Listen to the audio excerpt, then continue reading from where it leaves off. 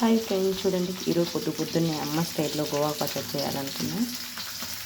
First శనగపప్పులు వేసుకొని, తర్వాత జీలకర్ర, కరివేపాకు, ఒట్టిమిరపకాయలు, మనకు సరిపడినన్ని ఎర్రగడ్డలు దూరగా వేయించుకుంటే బాగుంటాయి. చూడండి ఇలా అన్నీ వేయించుకొని, అలాగే ఒక తెల్లగడ్డ కూడా, టమోటా మగ్గుతుంది. తర్వాత కొత్తిమీర మనం గోవాకి యాడ్ చేసుకొని బాగా మగ్గబెట్టుకొని మనం గోవాకు రోటి పచ్చడి వేయించుకుంటే సూపర్గా ఉంటుంది.